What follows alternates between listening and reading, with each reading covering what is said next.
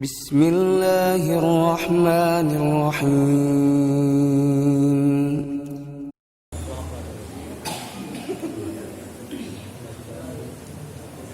Assalamualaikum warahmatullahi wabarakatuh. Innal hamdalillah alladzi khalaqana fi ahsani taqwim wa rabbana ahsana tarbiyah. Nahmaduhu wa nasta'inuhu wa nastaghfiruh wa na'udzu billahi min shururi anfusina wa min sayyiati a'malina. May yahdihillahu fala mudilla lahu wa may yudlil fala hadiya lahu. Wa ashhadu an la ilaha illallah wahdahu la syarika lahu wa ashhadu anna Muhammadan abduhu wa rasuluh alladzi la nabiyya ba'dahu. Allahumma salli wa sallim ala nabiyyina Muhammadin wa ala alihi wa ashabihi wat tabi'in wat tabi'it tabi'in wa man tabi'ahum bi ihsanin ila yaumiddin. Amma ba'd. Faqala Allah jalla wa ala fi kitabihil karim fil Qur'anil azim, ya ayyuhalladzina amanu taqullaha haqqa tuqatih wa la tamutunna illa wa antum muslimun. Ya ayyuhan nasu taqu rabbakum alladzi khalaqakum min nafsin wahidah wa khalaqa minha zawjaha wa batha minhuma rijalan katsiran wa nisaa. Wattaqullaha alladzi tasaaluna bihi wal arham innallaha kana 'alaikum raqiba. Ya ayyuhalladzina amanu taqullaha wa qulu qawlan sadida yuslih lakum a'malakum wa yaghfir lakum dhunubakum wa may yuti'illaha wa rasulahu faqad faza fawzan 'azima. Wa qala an-nabiy sallallahu alaihi wasallam, fa inna asdaqal hadithi kitabullah wa khairal hadi hadi Muhammadin sallallahu alaihi wasallam wa syarrul umuri muhdatsatuha wa kullu muhdatsatin bid'ah wa kullu bid'atin dhalalah wa kullu dhalalatin finnar. Ayuhal muslimun wal muslimat, kaum muslimin dan kaum muslimat yang dimuliakan Allah Subhanahu wa taala. Kita bersyukur kehadiran Allah dan terus menerus kita berusaha untuk mensyukuri nikmat-nikmat Allah Subhanahu wa taala. Karena Allah menjanjikan jika kita bersyukur, nikmat itu akan ditambahkan oleh Allah kepada kita. La in syakartum la azidannakum. Sungguhnya jika seandainya kalian bersyukur atas nikmat yang aku berikan kepada kalian, kata Allah, sungguh benar-benar aku akan menambahkan kepada kalian nikmat tersebut. Dan kita sebagai hamba fakir kepada nikmat-nikmat Allah, karena kita adalah makhluk yang lemah, yang tidak mampu untuk menutupi kebutuhan-kebutuhan demi keselamatan kita dunia dan akhirat. Maka tanpa nikmat Allah dan pertolongan Allah, kita tidak akan mendapatkan kebaikan. Oleh sebab itu, kita selalu berusaha mensyukuri nikmat Allah. Di antaranya adalah dengan memuji Allah dengan sebanyak-banyaknya. Dan kemudian kita berusaha menggunakan nikmat-nikmat yang Allah berikan kepada kita untuk mendekatkan diri kepada Allah.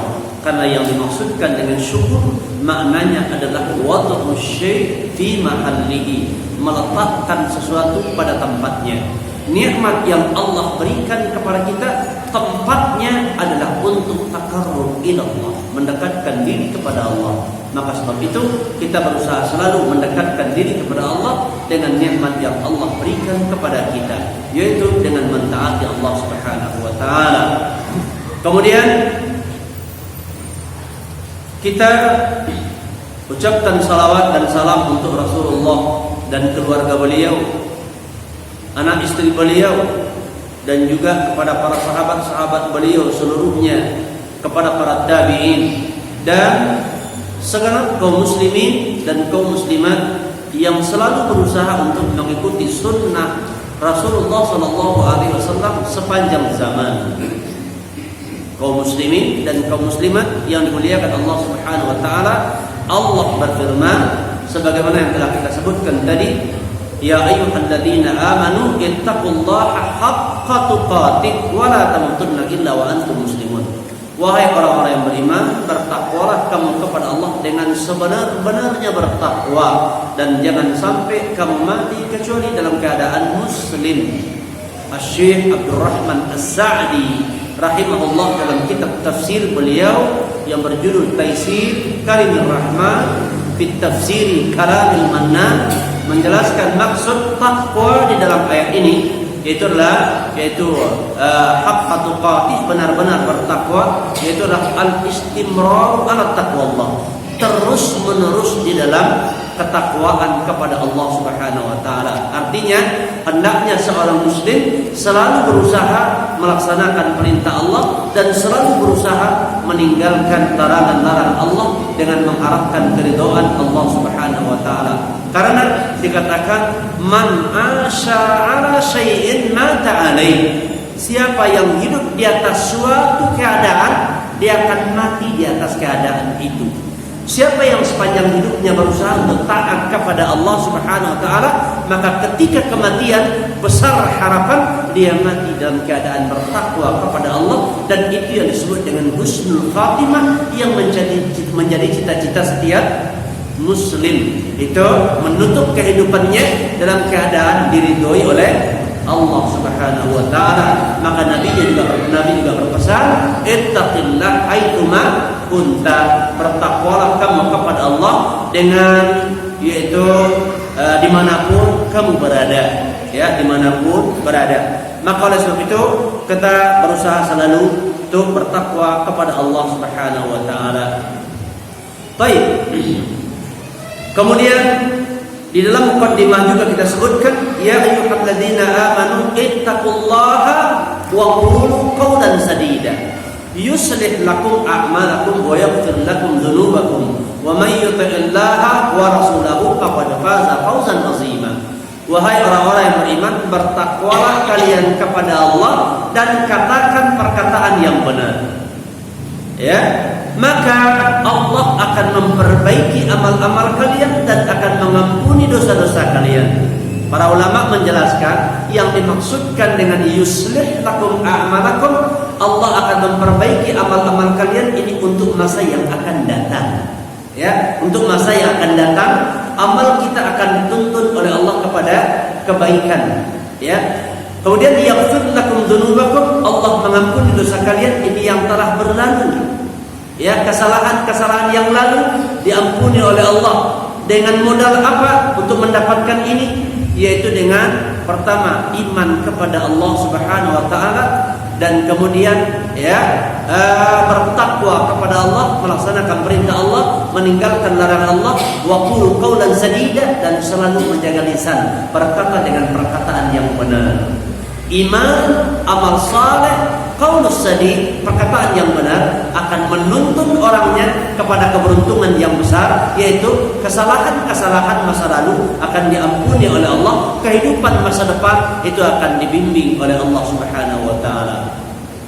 Baik, ikhwani fiddin dan para akhwat yang dimuliakan Allah Subhanahu wa taala, adapun tema pembicaraan kita pada malam ini sebagaimana telah diumumkan oleh panitia yang telah kita sepakati, yaitu adalah jalan menuju istiqamah. Jalan menuju istiqamah. Istiqamah adalah salah satu yang diperintahkan oleh Allah Subhanahu wa taala. Istiqamah adalah salah satu perintah dari Allah Subhanahu wa taala. Bahkan dikatakan sungguh Allah Subhanahu wa taala memerintahkan hamba-hambanya yang beriman untuk sabar, teguh di atas agama yang lurus ini dan beristiqamah di atasnya sampai dia meninggal dunia. Bahkan dikatakan wa kana ala ra'sil khalqi imamul muwahhidin wa qa'idu al-ghurril muhajjalin sayyidil mursalin al-ma'sum sallallahu alaihi wasallam,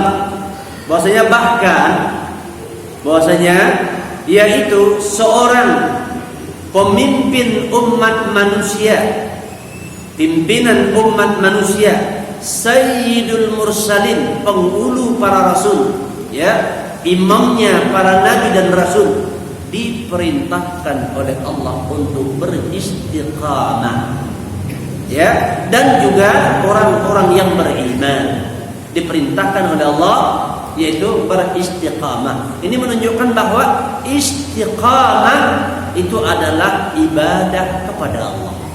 Istiqamah itu ialah betul-betul merupakan ibadah kepada Allah. Itu salah satu yang diperintahkan oleh Allah Subhanahu wa taala. Sebagaimana Allah Subhanahu wa taala berfirman di surat Asy-Syura, ya, di surat Asy-Syura, Allah mengatakan fad'u wastaqim kama umirta wa man taba ma'aka, ya, maka serulah Rabbmu, berdoalah kepada Rabbmu, wastaqim, dan istiqamatlah kamu, kama umirta, sebagaimana engkau atau terhadap apa-apa yang engkau diperintahkan, wa man taba ma'aka, dan orang-orang yang bertaubat bersamamu. Ya, ini perintah Allah. Ya, Allah memerintahkan kepada nabi kita dan kepada orang-orang yang mengikuti nabi, yaitu kaum muslimin, agar beristiqamah, teguh, ya, di atas apa-apa yang diperintahkan oleh Allah. Ya, atas apa-apa yang diperintahkan oleh Allah Subhanahu wa taala.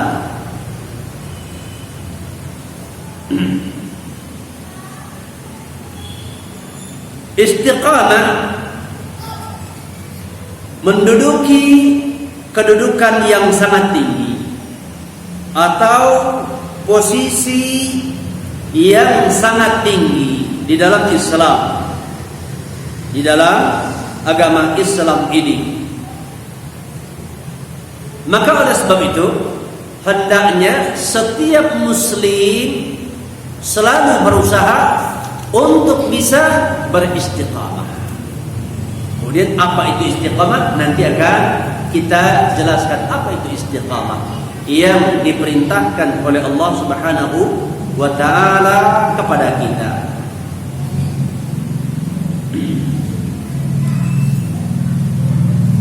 Allah berfirman di surah Fussilat ayat 6.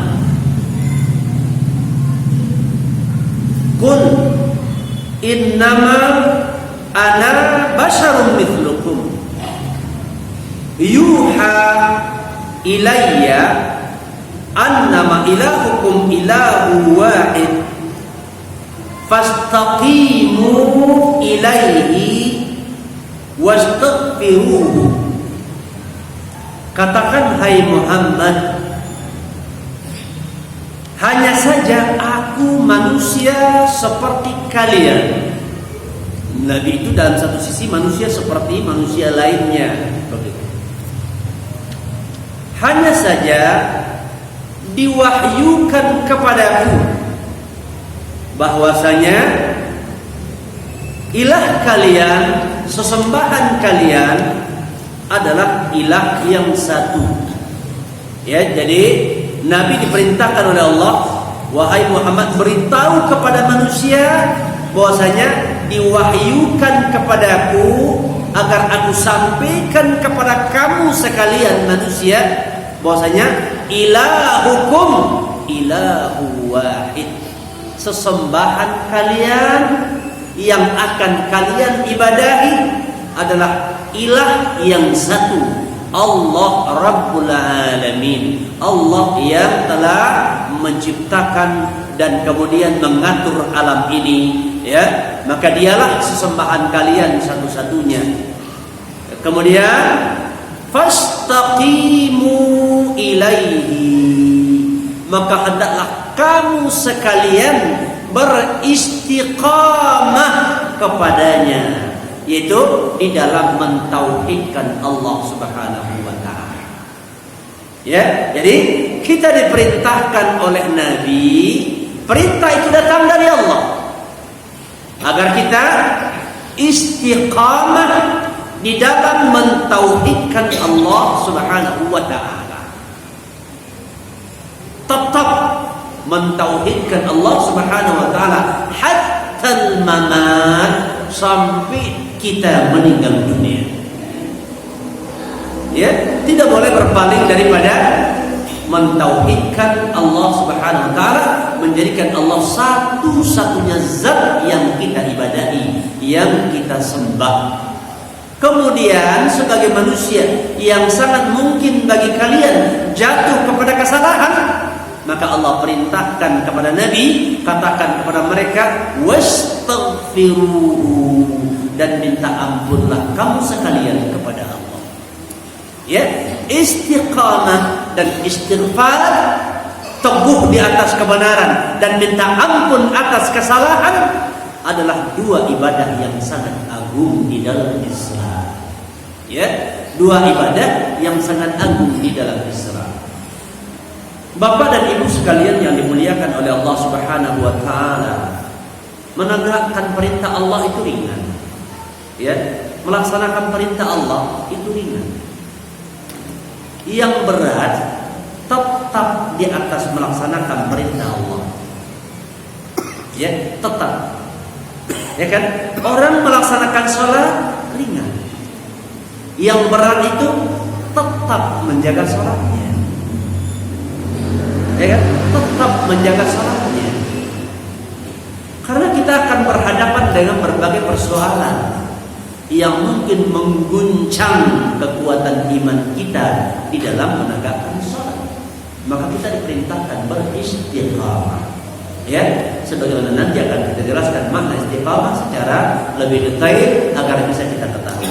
Kemudian sebagai hamba yang lemah, Allah Maha mengetahui kita pasti jatuh kepada kesalahan, walaupun sudah bersungguh-sungguh, ya, sudah rajin kita, sudah semangat, sudah berusaha, kita tetap saja jatuh kepada kesalahan. Bahkan mungkin setiap hari kita ini ditimpa dengan kesalahan. Mungkin salah dalam berbicara, mungkin salah di dalam berbuat, salah dalam menunaikan hak Allah, atau salah dalam menjaga hak-hak orang lain, hak suami, hak istri, hak anak, hak tetangga, hak majikan, hak masyarakat. Mungkin ada yang terlanggar oleh kita, itu adalah kesalahan. Namun Allah penyayang, Allah lembut, Allah katakan suruh mereka minta ampun atas kesalahannya. Begini menunjukkan kasih sayang dan kelemah lembutan Allah kepada hamba-hambanya yang lemah ini. Ya, jadi oleh sebab itu maka dikatakan istiqamah itu berat dan itu perkara yang besar. Orang tidak bisa istiqamah kecuali tolong oleh Allah. Maka oleh sebab itu perbanyak doa agar Allah beri tuntunan kepada kita untuk bisa istiqamah. Dan kemudian banyak istighfar, banyak minta ampun, itulah merupakan ibadah yang besar. Maka perbanyaklah meminta ampun kepada Allah Subhanahu wa taala. Kemudian apa yang dimaksud atau apa makna daripada istiqamah? Ya, apa itu makna istiqamah? Ada beberapa perkataan para ulama salaf, ulama terdahulu dari umat ini untuk menjelaskan makna daripada istiqamah. Apa definisi daripada istiqamah? Di antaranya adalah sebagaimana yang itu disebutkan oleh seorang sahabat Rasulullah yang sangat afdal, yang sangat mulia, Abu Bakar Siddiq radhiyallahu anhu. Beliau mengatakan, al-istiqamatu alla tusyrika billahi syai'a. Kata beliau, istiqamah adalah, kata Abu Bakar, engkau tidak mensyarikatkan Allah dengan sesuatu. Sebagaimana dikatakan tadi, bahwasanya katakanlah ilahukum ilahu wahid, ya, wastaqimu ilaihi. Maka beliau mengatakan istiqamah adalah as-sabatu 'ala tauhid wa la tusyriku billahi syai'a. Istiqamah adalah engkau mentauhidkan Allah, menjadikan Allah satu-satunya yang diibadahi, yang disembah, kemudian tidak engkau serikatkan Allah dengan segala sesuatu. Itu makna istiqamah, kata Abu Bakar Siddiq radhiyallahu anhu. Kemudian kedua, apa yang dikatakan oleh Al-Faruq Amirul Mukminin Abu Hafsin Umar ibn Khattab radhiyallahu anhu. Umar ibn Khattab radhiyallahu anhu mengatakan tentang makna istiqamah. Kata beliau, al-istiqamatu an tastaqima 'alal amri wan nahyi wa la taruha rawhat ats-tsa'lab. Ya, kata beliau, istiqamah adalah artinya yaitu engkau tetap berada di dalam atau di atas perintah dan larangan dan tidak menyimpang daripadanya, ya, seperti menyimpangnya serigala. Ya, jadi engkau tetap di atas perintah dan larangan. Artinya apa? Engkau tetap melaksanakan perintah dan tetap meninggalkan yang diharamkan oleh Allah. Ya, tetap melaksanakan yang diwajibkan, kalau bisa ditambah dengan yang mustahab. Tetap dalam meninggalkan yang haram dan kalau bisa meninggalkan perkara-perkara yang makruh. Tetap demikian. Dan jangan menyimpang dari jalan yang lurus. Itu istiqamah namanya. Jadi bukan kadang-kadang patuh, kadang-kadang mengingkari, bukan demikian. Ya, kadang-kadang mentauhidkan Allah, kadang-kadang jatuh kepada kesyirikan. Kadang-kadang melaksanakan sunnah Rasulullah, kadang-kadang melaksanakan bid'ah. Ini tidak istiqamah. Ya, kadang-kadang mempertahankan ketaatan, kadang-kadang cenderung bermaksiat. Berubah-ubah hatinya.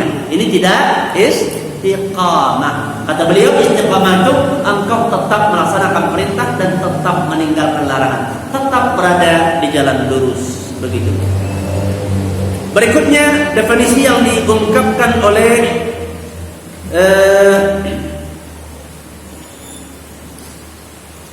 Ibnu Abbas, ya, sahabat Rasulullah yang ahli tafsir, Ibnu Abbas radhiyallahu anhu. Beliau mengatakan istaqamu ay addau al-fara'idha wa haqiqatul istiqamah as-sadadu fi jami'il aqwali wal a'mali wal maqasidi wal haqq. Ya. Kata beliau, istiqamah adalah orang yang beristiqamah. Kata beliau, orang yang istiqamah, kata Ibnu Abbas, adalah orang yang menunaikan kewajiban-kewajibannya.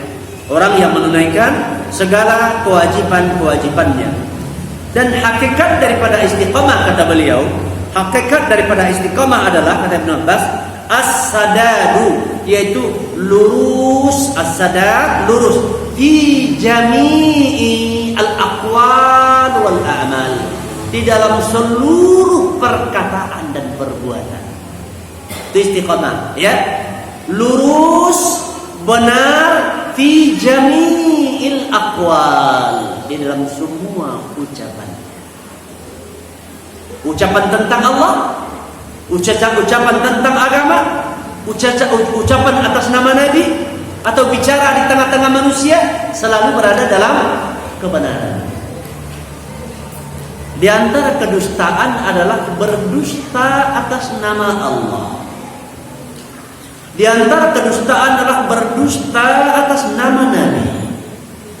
Ada larangan berdusta, ya, atas nama Allah. Wa an la taqula 'ala Allahi bighairi ilmin, agar jangan engkau mengucapkan perkataan atas nama Allah atau terhadap Allah tanpa ilmu. Dan berdusta atas nama Nabi, kata Nabi, adalah man kadzdzaba alayya muta'ammidan falyatabawwa maq'adahu minan nar. Siapa yang berdusta atas namaku, maka tempat duduknya nanti adalah di dalam neraka. Ya, maka orang tidak boleh bicara atas nama Allah, tidak boleh bicara atas nama Islam, tak boleh bicara agama, tak boleh bicara kebenaran illa wa ma'ahu ilmun fima yatakallamu bihi, kecuali dia punya ilmu tentang apa yang dia bicarakan atas nama agama. Ya, harus punya dalil. Orang tidak boleh berbicara mengatakan ini agama, ini perintah Allah, ini larangan Allah, ini ibadah, kecuali dia punya dalil. Ya, ini dalam sisi ucapan. Sebagaimana dikatakan oleh Allah, la khaira fi katsirin min najwahum illa man amara bisadaqatin aw ma'rufin aw islahin bainan nas. Tidak ada kebaikan dalam banyak ucapan dan bisikan mereka kecuali orang-orang yang memerintahkan kepada yang ma'ruf, kepada yang baik, orang-orang yang memerintahkan orang untuk bersedekah, dan orang-orang yang berbicara dalam rangka mengislah, mendamaikan manusia yang berselisih. Atau kata Nabi, man kana yu'minu billahi wal yaumil akhir falyakul khairan aw liyasmut. Siapa yang beriman kepada Allah, dia beriman Allah ada, Allah pencipta, Allah menghukum, Allah menghisab, dan dia beriman pada hari kiamat ada perhitungan atas apa yang dia ucapkan, falyakul khairan, katakan yang benar, aw liyasmut, atau diam.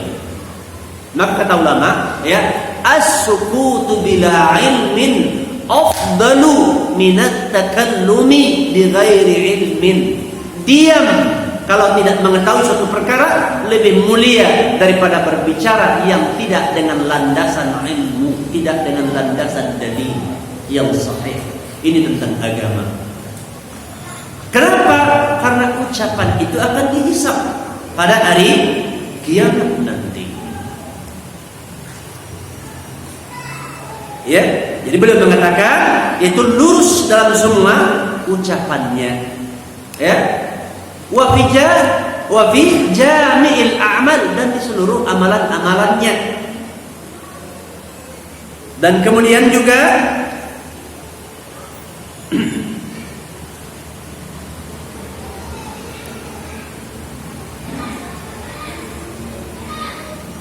dan lurus juga dalam semua tujuan-tujuannya, lurus tujuannya.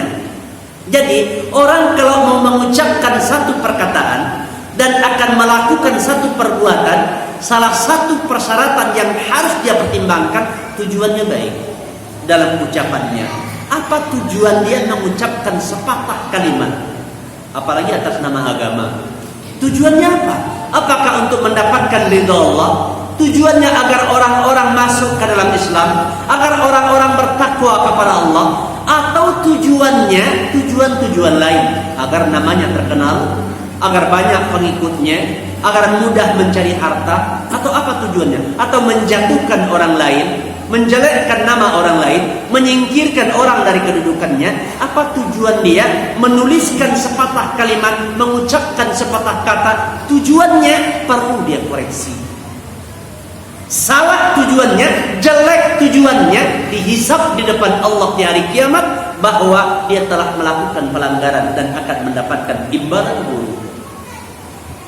Ya, istiqamah tetap lurus, lurus ucapannya, lurus perbuatannya, dan lurus tujuannya. Lurus tujuannya. Sampai-sampai orang beribadah pun harus lurus tujuannya. Orang bersedekah lurus tujuannya. Orang berinfak lurus tujuannya. Membantu orang miskin lurus tujuannya. Menasihati orang lurus tujuannya. Kalau salah tujuannya, maka tidak bernilai ibadah di hadapan Allah Subhanahu wa taala. Itu istiqamah. Ya.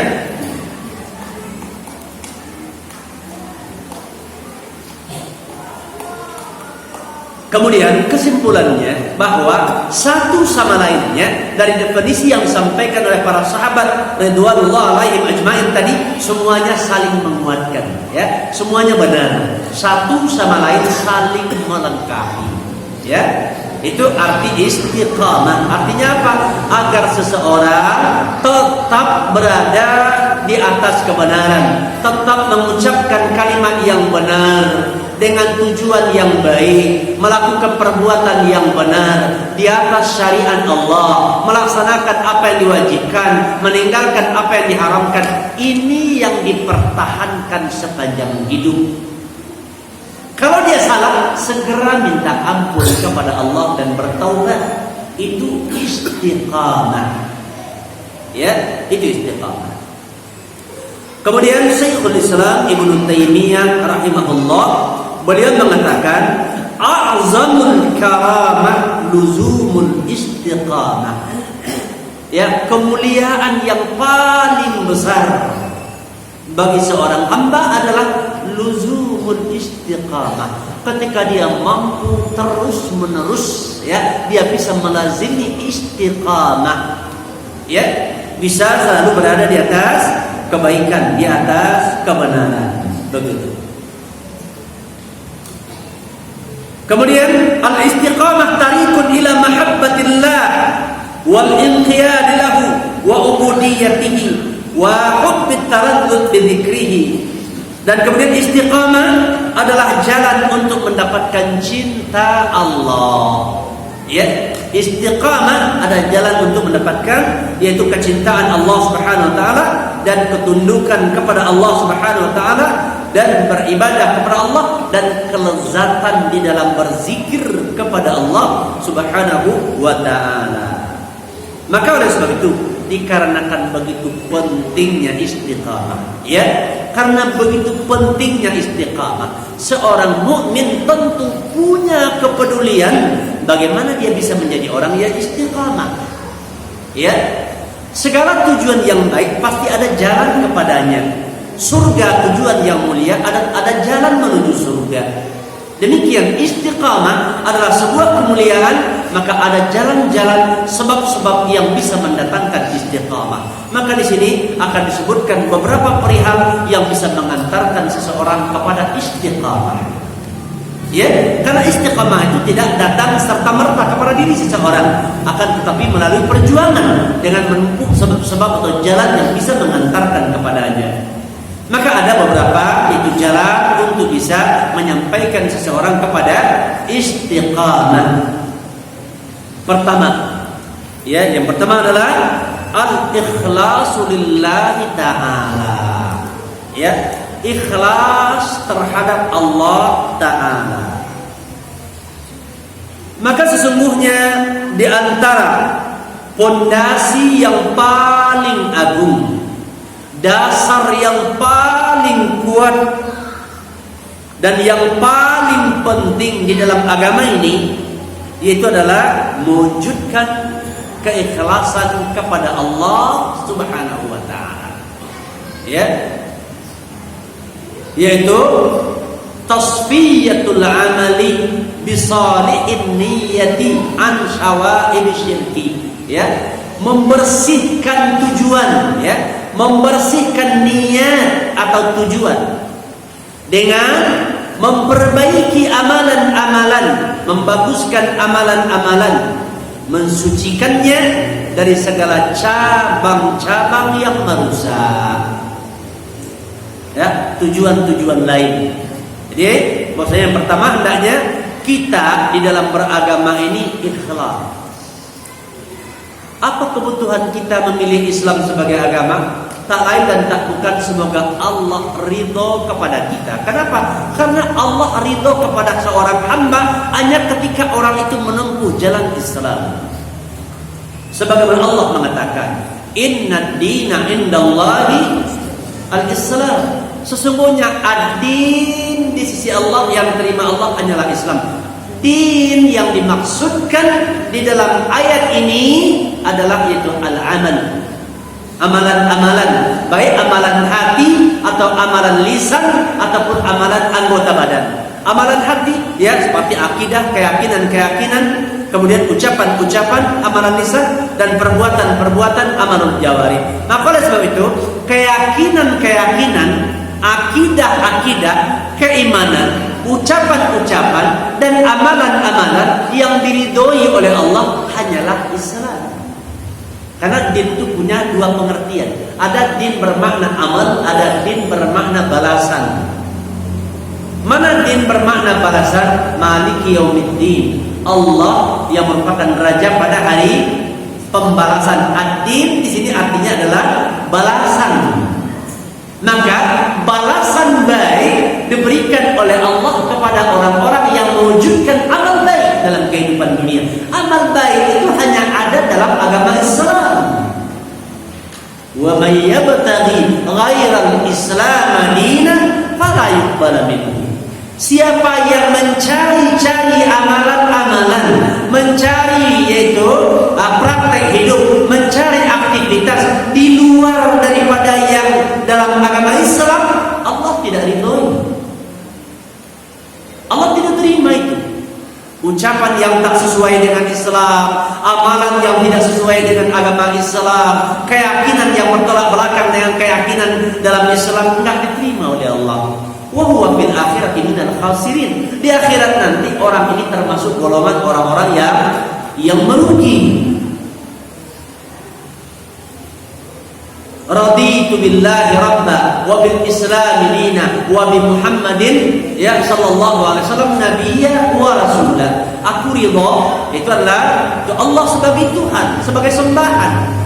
Kemudian yaitu Islam sebagai agamanya, amalannya, dan Muhammad sebagai teladannya. Mengamalkan Islam tidak bisa kecuali dengan menjadikan Nabi Muhammad sebagai teladan. Laqad kana lakum fi Rasulillahi uswatun hasanah. Kalau ada orang yang lebih dimuliakan dari Nabi, ada orang yang didahulukan perkataannya dibandingkan perkataan Nabi, ya, maka ini nggak akan sampai kepada agama yang benar. Ya, kalau kita katakan mengikuti sekolah itu wajib, semua perkataan dia harus diikut, sedangkan dia bukan Rasulullah, orang seperti ini nggak akan pernah sampai kepada agama yang benar. Kalau ada orang yang maksud sesudah Nabi Muhammad SAW, ada yang meyakini sekolah maksud syekh ini, maksud orang ini nggak sampai kepada hakikat agama yang benar. Kenapa? Dia telah menjadikan seseorang sebagai tandingan terhadap Rasulullah.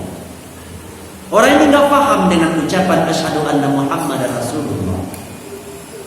Makna asyhadu anna Muhammad Rasulullah, aku bersaksi Muhammad sebagai Rasulullah, adalah tasdiquhu fima akhbara, membenarkan Nabi Muhammad itu atas segala yang beliau ucapkan, yang beliau kabarkan. Ta'atuhu fima amara, mentaati beliau atas seluruh perintahnya. Wajtinabu manahan anhu wa zajara, meninggalkan semua larangan beliau. Wa alla na'budallaha illa bima syara'a, dan tidak kita sembah Allah kecuali dengan syariat yang diajarkan oleh beliau. Itu makna daripada syahadat Muhammad Rasulullah.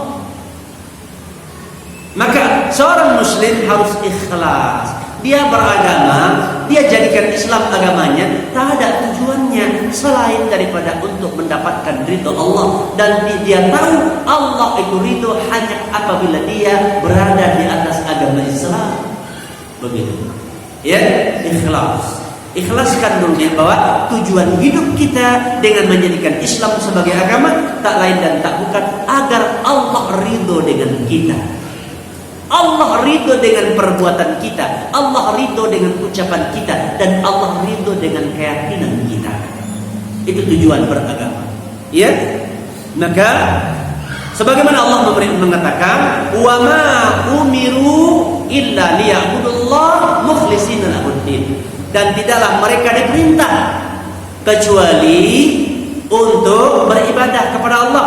Tujuan manusia diciptakan untuk beribadah kepada Allah, kemudian mengikhlaskan untuk Allah ad-din, amalan-amalannya. Ya. Dia ikhlaskan hanya mendapatkan ridha Allah, untuk mencari cinta Allah. Makanya Islam dia pilih, Islam dia amalkan, kewajiban yang dibebankan oleh Allah dia lakukan, perkara yang diharamkan Allah dia tinggalkan. Kenapa? Dia tahu dia hanya butuh balasan Allah, dia takut ancaman siksa Allah kalau Islam dia langgar. Ya. Begini orang-orang yang ikhlas di dalam yaitu beribadah kepada Allah Subhanahu wa taala. Itu yang pertama. Yang kedua, jalan yang harus ditempuh seseorang untuk mendapatkan istiqamah adalah mutaba'atul ma'sum sallallahu alaihi wasallam. Ittiba', mengikuti, yaitu seorang manusia yang maksum, yaitu Rasulullah sallallahu alaihi wasallam. Ya, tanamkan dulu di dalam hati kita, satu-satunya manusia yang maksum, yang semua perkataan beliau wajib kita terima, semua larangan beliau yang diharamkan harus ditinggalkan. Cuman beliau Rasulullah sallallahu alaihi wasallam, orang lain tidak ada yang maksum. Rasulullah tidak memerintahkan kepada umatnya tatkala beliau meninggal untuk mengikuti Abu Bakar, ya, artinya menunjuk Abu Bakar saja yang diikuti, tidak, atau Umar, tidak. Beliau mengatakan ashabi, para sahabatku. Hal ini menunjukkan bahwasanya ini ijma, kesepakatan. Makanya salah satu dalil dalam Islam adalah ijma para ulama kaum muslimin. Kalau ijma kaum muslimin ulamanya, maka itu merupakan dalil. Kalau pendapat seorang ulama berbeda dengan pendapat ulama lainnya, maka seorang muslim bisa memilih perkataan ulama mana yang sebatas kemampuan dia melihat, mana yang paling dekat kepada sunnah Rasulullah. Begitu ya, umpamanya begini. Imam Malik berbeda pendapat dengan Imam Syafi'i umpamanya. Ya, kita dalam suatu perkara umpamanya kita ikuti Imam Syafi'i. Bukan berarti kita anggap Imam Malik itu tak lebih baik, bukan begitu. Bukan berarti merendahkan Imam Malik, tapi dalam perkara ini ilmu yang sampai kepada kita, ya, sebatas ilmu yang sampai kepada kita hari ini, kita lihat bahwa apa yang diungkapkan oleh Imam Syafi'i ini lebih benar, lebih dekat kepada sunnah. Mungkin jadi besok, lusa, tahun depan dengan datangnya hujjah-hujjah dari Imam Malik, kita lihat mungkin ini lebih baik, bisa saja kita berubah. Sebagaimana Imam Syafi'i ada yang sebagaimana terkenal dengan ada kaul qadim dan ada kaul jadi, tentu enggak masalah. Dan kemudian para ulama itu tidak tunjuk satu orang, tidak. Ahlus sunnah wal jamaah tidak memaksumkan seorang ulama, tidak. Semua para ulama ahlus sunnah adalah ulama kita. Karena Nabi mengatakan innamal ulama warasatul anbiya. Hanya saja ulama itu pewaris Nabi. Ulama, para ulama, orang-orang alim banyak, bukan satu. Bukan dikatakan Abu Bakar pewaris Nabi, Umar pewaris Nabi secara pribadi, tidak, bukan. Ya, jadi seorang Muslim harus tidak terikat dengan seorang pribadi kecuali Rasulullah. Yang lainnya, para ulama itu mengantarkan kita untuk memahami sunnah Rasulullah. Karena tidak semuanya kita alim, begitu. Ya.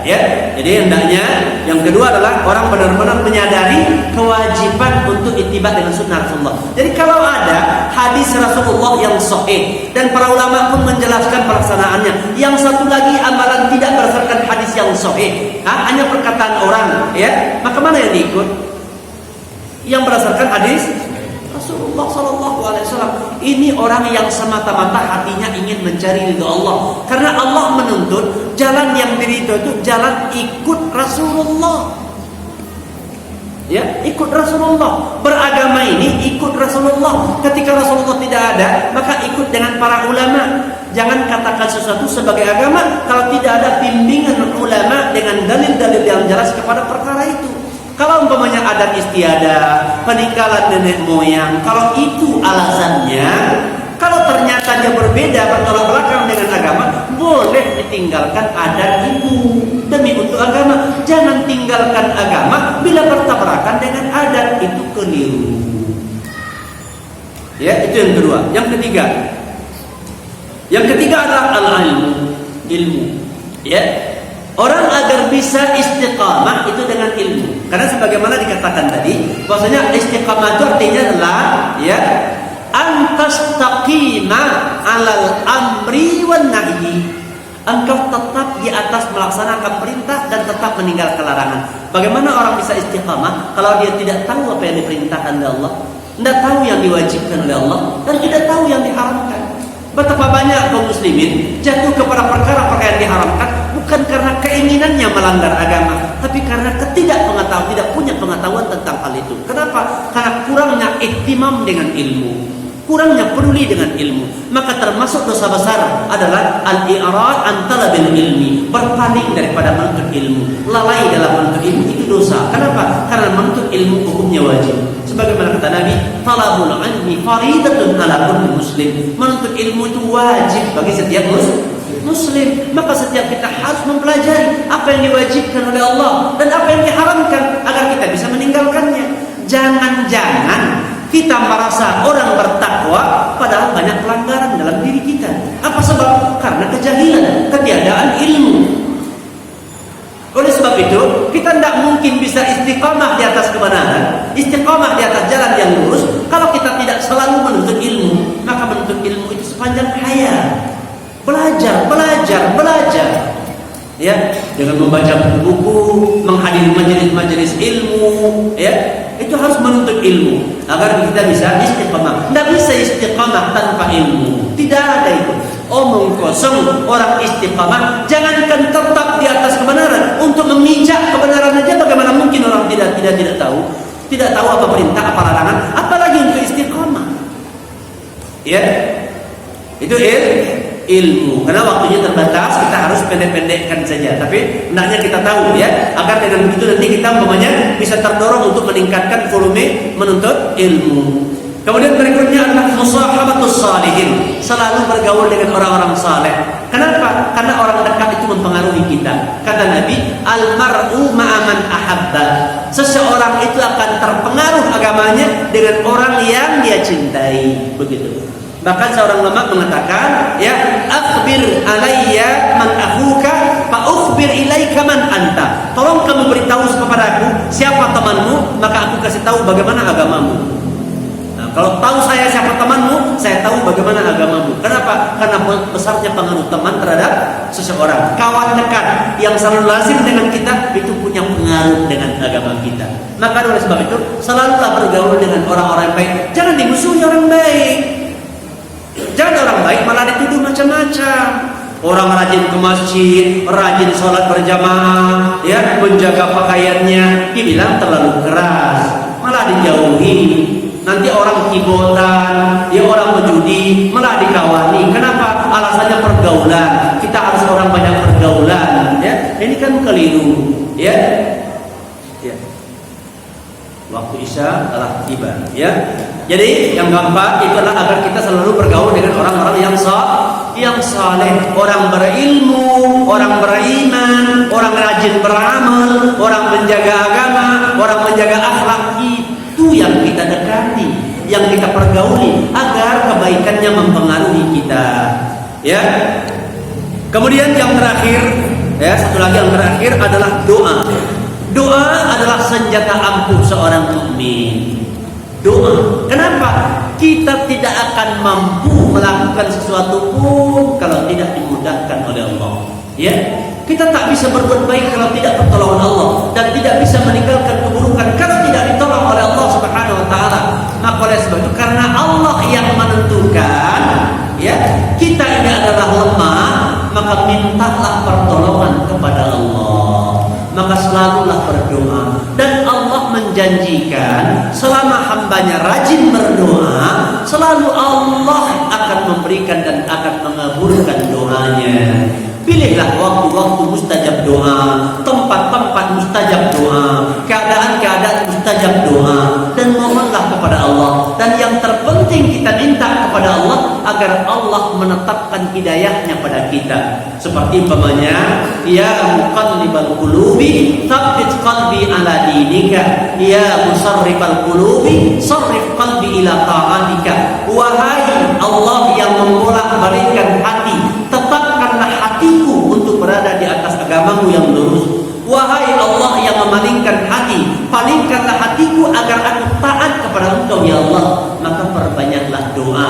Allahumma arinal haqqa haqqan warzuqna ittiba'ah wa arinal batila batilan warzuqna ijtinabah. Ya Allah, perlihatkan kepada aku yang benar adalah benar, jangan sampai ku anggap yang benar itu salah dan yang salah benar. Perlihatkan kepada aku yang benar itu adalah benar, dan beri aku kemudahan untuk mengamalkannya.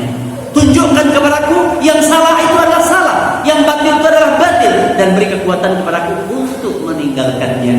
Karena sebagian kita ini kadang-kadang yang benar dianggap salah, yang salah dianggap benar. Orang yang mengamalkan kebaikan dimusuhi, orang yang bergelimang dosa malah diakrabi. Kenapa? Salah pandang, kacamatanya salah pakai.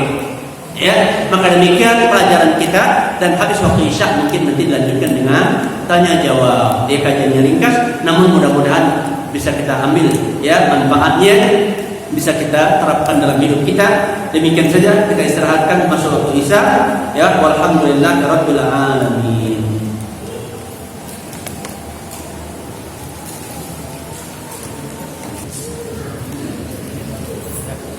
Bismillahirrahmanirrahim. Alhamdulillahirabbil alamin. Salatu wassalamu ala Rasulillah wa ala ashabihi wa man wala hatta yaumil amma ba'du. Kaum muslimin, hamba Allah yang dimuliakan Allah Subhanahu wa taala, berikut beberapa saat kita akan menggunakan waktu untuk kesempatan bertanya jawab kepada Bapak dan Ibu sekalian. Mudah-mudahan nanti kita sama-sama mendapatkan faedah daripada yaitu pertemuan kita ini.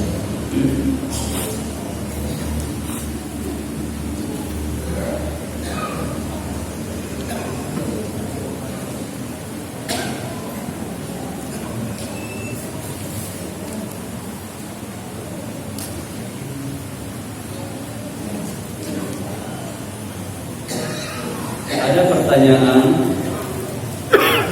Ustaz, ana pernah dengar ada istilah pindah mazhab,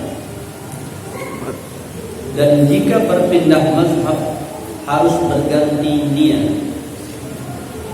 Apakah hal itu benar? Adakah kewajiban bagi kita untuk bermazhab? Jazakallahu khairan, Ustaz.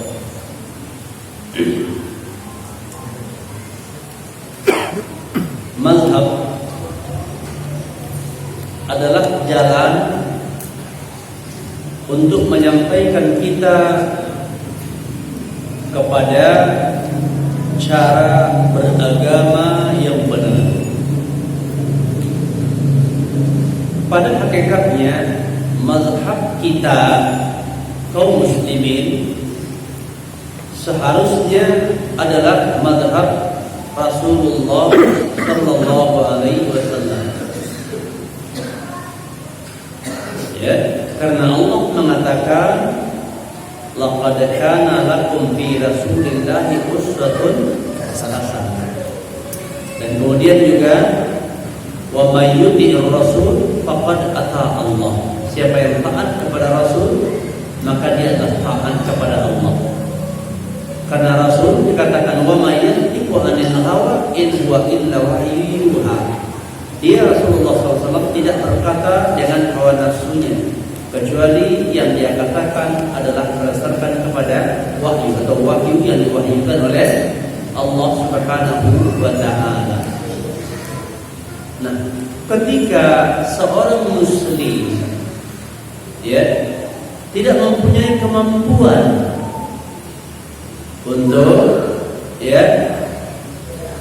memahami seperti Al-Quran dengan pemahaman yang benar, memahami sunnah Rasulullah, memahami syariat dengan pemahaman yang benar, karena dia tidak memiliki ilmu yang berkaitan dengan kaidah-kaidah untuk menetapkan yaitu suatu perkara, umpamanya berkaitan dengan hadis, sahih atau tidaknya hadis seseorang tidak semua orang mengetahuinya.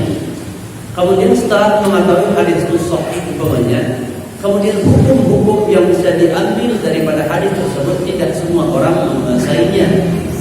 Dan di sana ada kaidah-kaidah, kaidah-kaidah fikih, yang harus diketahui untuk menetapkan satu hukum.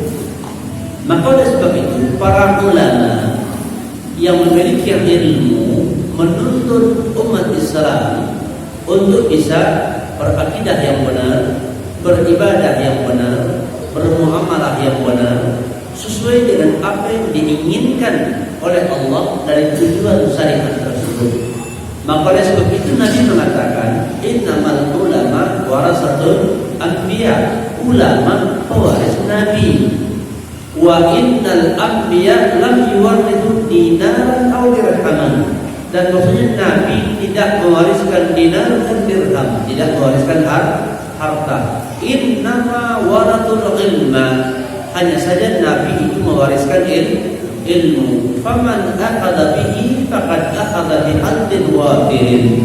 Maka barang siapa yang mengambil warisan ilmu itu, berarti dia telah mengambil kebaikan yang banyak. Dari siapa dia ambil warisan ilmu, yaitu ilmu agama? Dari para ulama. Nah sekarang, adakah seorang alim yang maksum? Tidak ada, ya, tidak ada. Maka pada dasarnya kita tidak dituntut, tidak diwajibkan untuk bermazhab dengan satu mazhab, tidak ada kewajiban.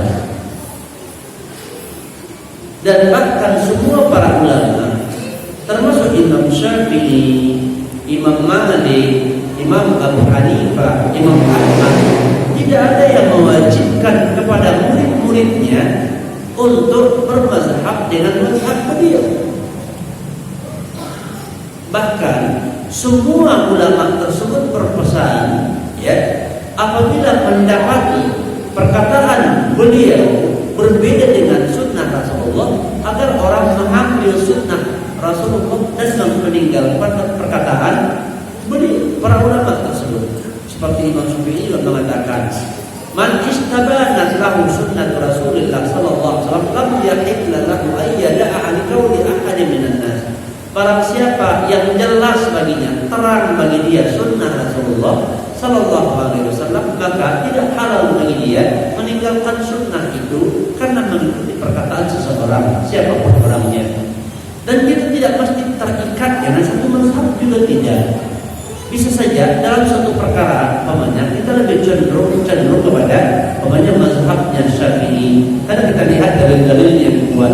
Dalam perkara lain mungkin kita lebih cenderung kepada mazhabnya, itu Hanbali, pendapatnya orang-orang yang bermazhab Hanbali. Kenapa? Karena lebih kuat. Dan bisa saja hari ini kita mengikuti pendapat Imam Ahmad bin Hanbal, besok lusa bisa jadi beralih kepada pendapat Imam Malik. Kenapa? Tergantung kepada kekuatan dalil yang sampai. Nah ini tentu sejalan dengan perjalanan seseorang dalam menuntut ilmu. Namun bolehkah bagi orang-orang awam bermazhab? Boleh, boleh, selama dia mengetahui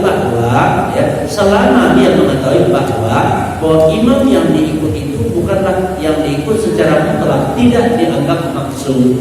Itulah jalan yang mengantarkan kita, guru yang mengantarkan kita untuk memahami Islam, begitu.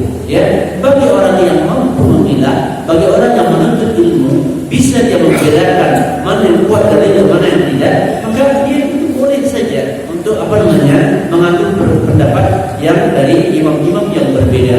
Bahkan ulama bukan cuma 4, cuma yang terkenal 4 mazhab. Banyak mazhab ulama yang lainnya, cuma tidak sebesar seperti imam yang 4 dan imam kaum muslimin yang sangat terkenal, begitu.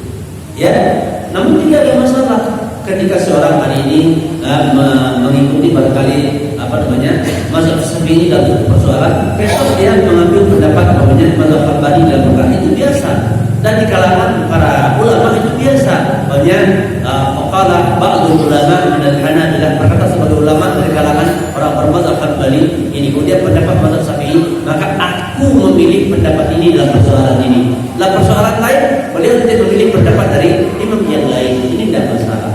Namun bagi kaum muslimin, kalau mereka bermazhab dalam arti kata mengantarkan mereka untuk memahami Islam sebatas itu dibolehkan, tapi tidak boleh bertaklid dan jangan sampai menganggap orang yang berada di mazhab yang tidak sama dengan dia dianggap entah keliru ataupun salah, atau orang yang tidak bermazhab kemudian dianggap keliru atau sesat, itu salah, begitu. Karena mazhab yang pasti mazhab Rasulullah. Sebagian ulama mengatakan sahih hadis bahwa mazhabi, kalau sahih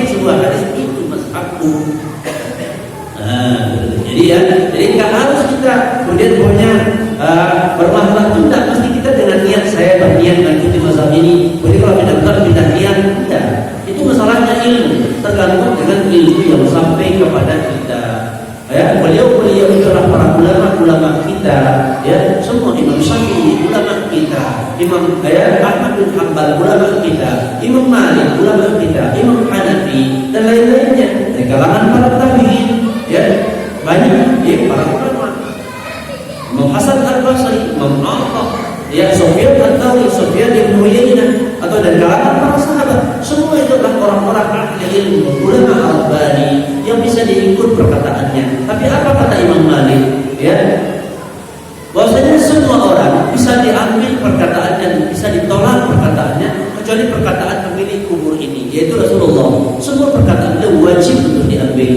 Ya, tidak boleh ditolak. Yang lainnya diukur dengan perkataan Rasulullah. Mana yang sesuai dengan sunnah Rasulullah itu diambil. Mana yang tidak sesuai ini ditinggal. Tidak mengapa. Kenapa? Karena tidak boleh kita beribadah atau beragama dengan istihsan, dengan sangka baik saja. Anda mungkin ulama itu salah, jadi kita ikuti saja. Apa dalilnya? Ya nggak tahu. Ini ada dalilnya. Nah, pokoknya saya ikut ulama ini. Itu nggak boleh. Malah itu tidak boleh.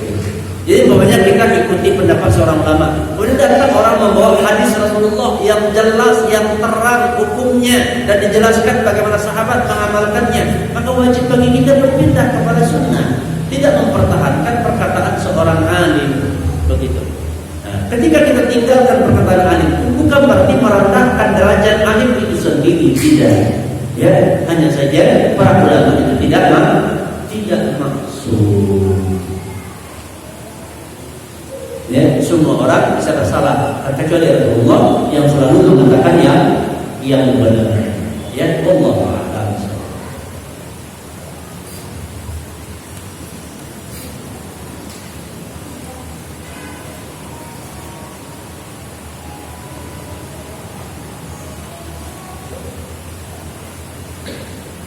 Ya.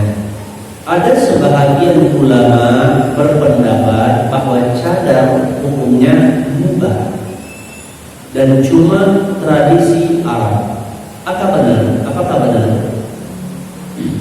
Ini khilafiyah. Masalah cadar memang ada perbedaan pendapat para ulama. Ada yang mengatakan hukumnya wajib dan ada yang mengatakan hukumnya sunnah. Ya, hukumnya sunnah, yaitu dianjurkan. Karena perbedaan penafsiran mengenai ayat kecuali apa yang biasa nampak. Ibnu Mas'ud menafsirkan yang dimaksudkan dengan yang biasa nampak adalah thiyabul khalis, pakaian luar. Sedangkan Ibnu Abbas menafsirkan yang dimaksudkan dengan yang biasa nampak itu adalah seperti wajah dan telapak tangan. Ini khilaf sudah dimaklumi. Tapi cadar bukan budaya Arab. Cadar bukan budaya Arab. Apakah sebelum turun Al-Quran orang Arab biasa bercadar? Apakah pernah bapak-bapak, ibu-ibu mendengar sebelum Nabi diutus orang Arab sudah bercadar? Ada tak? Tidak ada. Bahkan berjilbab pun tidak. Bahkan berjilbab pun tidak. Bahkan ketika syariat jilbab datang atau ayat turun berkaitan dengan jilbab, wanita-wanita Arab sampai menyatukan kain-kain mereka dijadikan jilbab. Ya, dijadikan jilbab. Kenapa? Karena syariat menunjukkan jilbab adalah syariat. Cadar bahagian daripadanya. Jangankan cadar, jilbab saja bukan dibudayakan oleh orang Arab, apalagi cadar.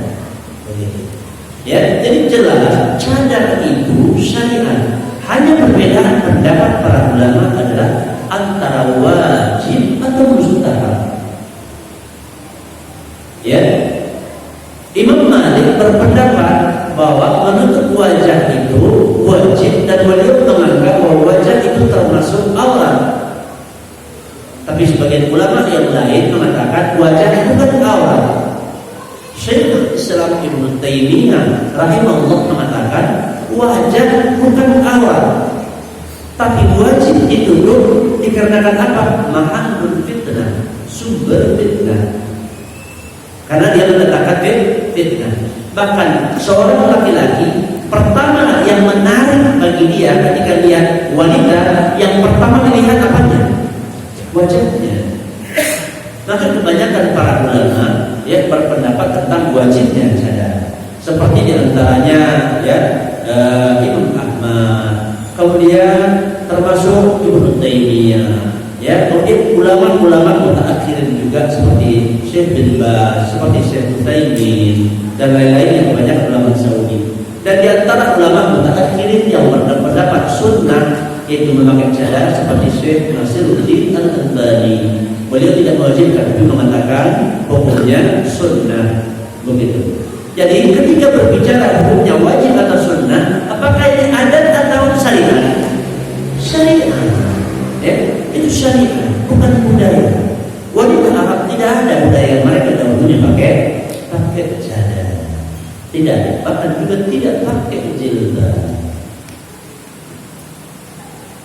Ya, jadi hukum yang diperselisihkan itu adalah antara wajib atau sunnah. Kemudian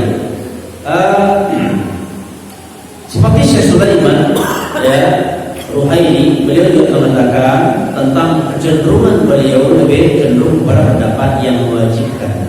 Kalau Abu Ishaq Al-Huwaini, muridnya Syekh Al-Albani, beliau mengatakan ini berbeda pendapat, tapi aku lebih cenderung untuk ya agar wanita memakainya, apalagi terkhusus pada zaman sekarang banyaknya fitnah, kata beliau, demi keselamatan para wanita.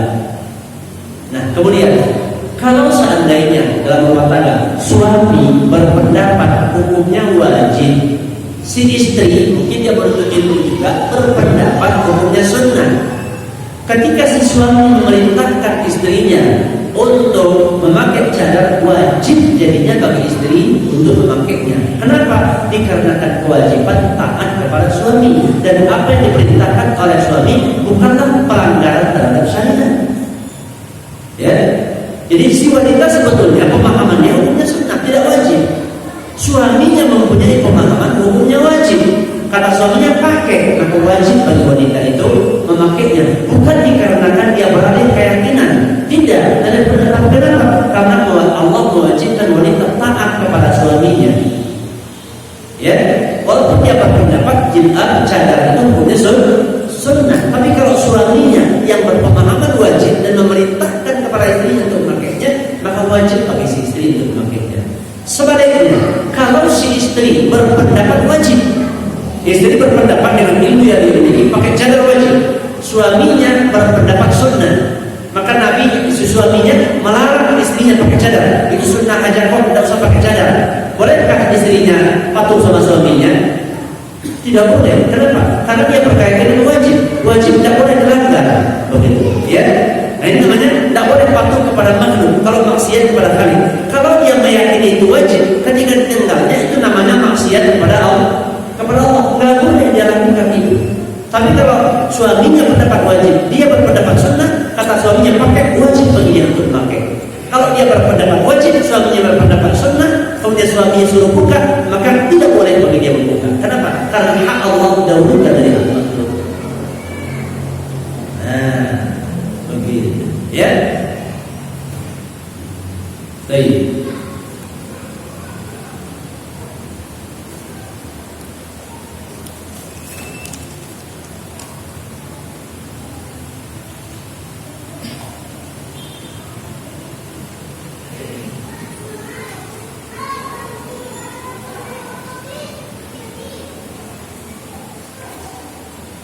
Ya. Apa itu hidayah? Dan bagaimana tandanya seseorang itu sudah mendapat hidayah? Ya. Bahasa kitanya hidayah itu petunjuk, ya kan? Petunjuk. Hidayah itu terbagi dua. Pertama, hidayatul ilmi wal bayan. Hidayah dalam bentuk ilmu dan penjelasan-penjelasan. Ya, hidayah dalam bentuk ilmu. Seperti dikatakan, "Dzalikal kitabu la raiba fihi hudan lil muttaqin." Al-Quran itu tidak ada keraguan di dalamnya, semuanya benar. Ya, dia menjadi petunjuk, menjadi hidayah, ya, bagi orang yang bertakwa. Artinya apa? Ini pada Al-Quran itu dijadikan petunjuk kehidupan, pedoman di dalam berbuat, pedoman hidup bagi orang-orang yang bertakwa kepada Allah. Itu menunjukkan bahwa ya hidayah itu adalah al-ilmu wal bayan. Atau hidayah juga diartikan dengan al-ilmu nafi, ilmu yang bermanfaat. Sebagaimana firman Allah, ya bahwasanya dialah Allah yang mengutus Rasulnya, ya, bil huda wa dinil haq, dengan hidayah dan agama yang benar. Hidayah di situ kata ulama artinya adalah al-ilmu nafi, ilmu yang bermanfaat, yaitu ilmu kitab dan sunnah. Sedangkan dinul haq artinya adalah amal saleh. Dengan ilmu yang hak dan amal saleh, kaum muslimin akan menang sebagaimana Rasulullah menang dan mengalahkan seluruh agama-agama yang lain. Jadi, yang kedua makna hidayah itu adalah taufik, yaitu bahwa Allah menunjuki hati orang itu terdorong lapang hatinya untuk mengamalkan apa yang diperintahkan oleh Allah dan meninggalkan apa yang dilarang oleh Allah Subhanahu wa taala. Dia dikatakan dengan taufik, yaitu artinya persesuaian antara ilmu dengan amal.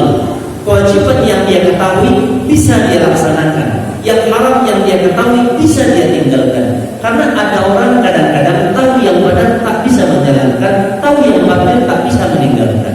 Kan ada doa, Allahumma arinal haqqa haqqan warzuqna ittiba'ah. Ya Allah, perlihatkan kepadaku yang hak itu hak dan beri aku kemampuan untuk menjalankannya.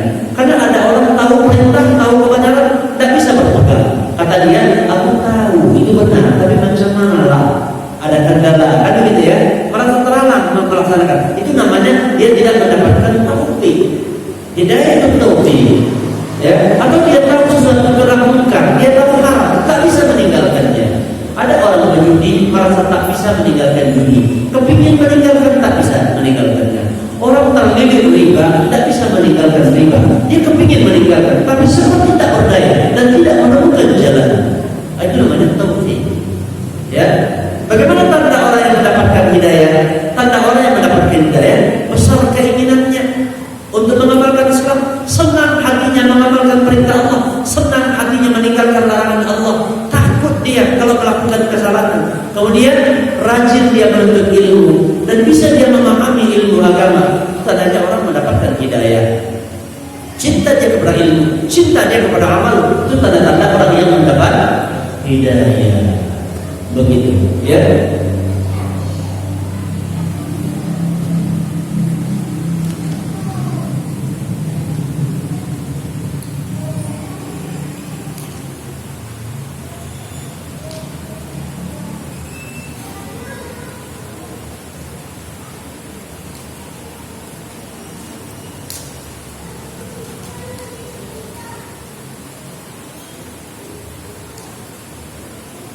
Ya.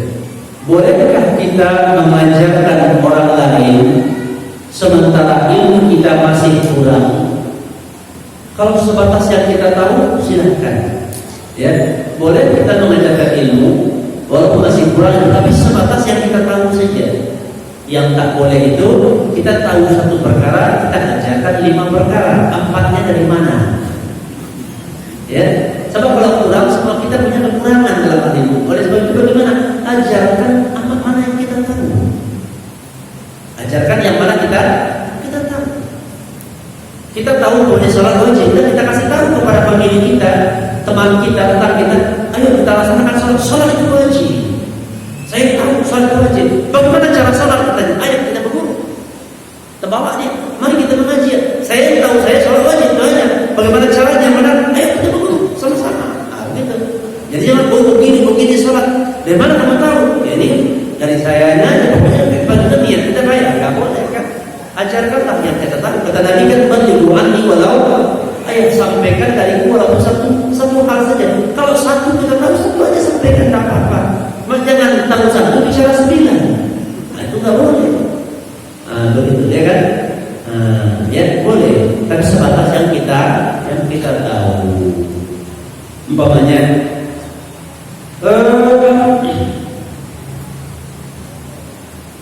mencuri itu adalah berdosa. Sudah tahu kita pernah dengar Ustaz menyampaikan mencuri berdosa, dan sudah umum kaum muslimin tahu kan itu kan mencuri itu adalah dosa karena mazhabi haram lain. Mana dalilnya? Kata dia dari Al-Quran. Kalau nggak salah saya, itu kan disebutkan ayat, maka kita tidak tahu, ya kan? Nah, itu tidak boleh mengada-ngada. Katakan saja kalau cari dalilnya, saya belum tahu, kita cari dulu. Saya juga nggak ingat, gitu. Tapi setahu saya, ya hukumnya haram. Ya katakan sebatas kita tahu. Dan kemudian kalau kita tak tahu suatu persoalan, jawab tak tahu, itu mulia. Kata Nabi, al-qawlu la adri nisful ilmi. Perkataan aku tidak tahu itu separuh ilmu. Jadi orang kalau ditanya tentang suatu perkara yang dia tidak tahu dalilnya, dan dia tidak tahu ilmunya dari Islam, maka dia harus mengatakan saya tidak tahu. Dan itu mulia. Kadang-kadang Ustaz juga kan kalau ditanya, itu seharusnya kalau dia tidak tahu suatu persoalan, apa dia katakan saya nggak tahu. Atau wallahu a'lam. Jangan umpamanya dia paksakan menjawab karena menjaga nama. Masa jadi Ustaz nggak bisa jawab, gitu kan? Jawab aja. Nah ini nggak boleh, karena itu kedustaan, ya. Nah, jadi beritahulah kepada orang apa yang kita tahu. Kemudian bolehkah kita hanya mendengar penyampaian dari ustaz-ustaz yang sepaham dengan kita saja, dan tidak mau mendengarkan penyampaian dari ustaz yang tidak sepaham dengan kita? Kita sudah punya pemahaman, ya? Apakah kita sudah punya pemahaman? Gitu. Pemahaman kan datang dari ilmu, begitu. Hanya yang penting kita tahu dasar, ya. Ketika kita belajar, kita belajar kepada orang yang kita tahu orang itu memang tahu tentang kebenaran yang akan diajarkannya kepada kita, ya. Yang antara adalah orang yang bagaimana orang yang mengajarkan yang benar, orang yang mengajarkan Al-Quran, kami mengajarkan sunnah Rasulullah, hadis-hadis Rasulullah, dan mengajak orang untuk mengikuti para ulama dengan dalil-dalil yang sahih, begitu.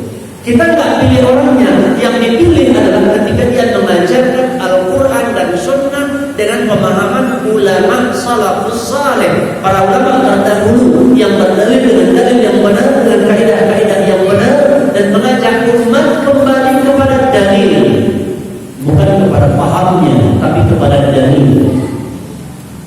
Kadang-kadang ada orang, kalau semua dalil payahlah, semua dalil.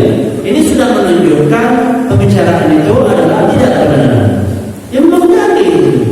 Karena kita beribadah itu ada yang menunjukkan, ada perintahnya, ada petunjuk pelaksanaannya. Allah syariatkan kita sholat, ya, bisa kita sholat tanpa sunnah Rasulullah? Tidak bisa. Maka kata Nabi, "Shallu kama ra'aytumuni usolli." Sholat kalian sebagaimana kalian lihat aku sholat. Maka kita mesti pelajari bagaimana sholatnya Rasulullah, bagaimana sholatnya para sahabat. Enggak boleh kita yang penting sholat walaupun dengan cara kita, itu enggak boleh. Jadi kalau ada orang yang mengajarkan kita kepada agama, pokoknya ikuti saja apa yang dikatakan guru. Kalau usah ditanya-tanya dalil-dalil. Ini menunjukkan guru ini bukan guru yang benar. Maka belajar pada guru seperti itu enggak boleh memang. Tapi kalau gurunya menunjukkan dalil tentang amalan-amalan, itu benar. Jadi bukan orangnya, masalahnya kita dibawa untuk menaati siapa. Kalau kita dibawa untuk mencontoh Rasulullah, oke. Gitu. Tapi kalau untuk mematuhi seseorang, ya cocok atau tidak cocok dengan sunnah, pokoknya harus ikuti dia, seorang yang maksud, itu berarti nggak boleh kita ikuti. Apalagi dikatakan tidak boleh bertanya kepada guru, nggak boleh bertanya kepada guru, ikuti saja apa yang dikatakan guru. Guru nggak mungkin salah. Nah ini bukan guru. Ya, nah itu yang salah, ya. Jadi bukan masalah sepaham dengan kita atau tidak sepaham, Kalau harus yang sepaham dengan kita, kalau dalam paham kita salah, ya salah terus sampai mati. Karena nggak benar kalau dari orang yang tidak sepaham. Paham kita datang dari mana? Rupanya ajaran nenek moyang. Ya, paham kita kalau istri melahirkan, hidupkanlah belakang rumah supaya anak bayinya sehat. Itu paham kita. Dari siapa? Kalau ada orang mengajarkan beda dengan Tuhan, ini nggak sepaham dengan saya. Kapan berubahnya? Ya Pak? Tidak. Jadi makanya Islam itu agama ilmu, agama dalil, bukan agama yang sifatnya turun-turunan dari nenek moyang saja, tidak. Nggak mungkin nenek moyang kita berjalan. Niatnya memang baik, tapi ilmunya tak sampai, mungkin saja. Jadi kita salah ikut, kita lahirkan nggak bawa ilmu, harus belajar untuk dapat ilmu. Jadi yang diyakini orang tua kita itu mereka dapat dari mana? Dari ulama atau dari nenek moyangnya? Dari Hindu atau dari Islam? Karena sebelum masuk Islam, keyakinan manusia sudah ada. Ada berbeda, ada yang nyembah batu, macam-macam kan. Datang Islam kan dengan ilmu, nggak langsung hilang keyakinan masa lalu kan. Kalau tidak dengan ilmu, ya harus dengan ilmu.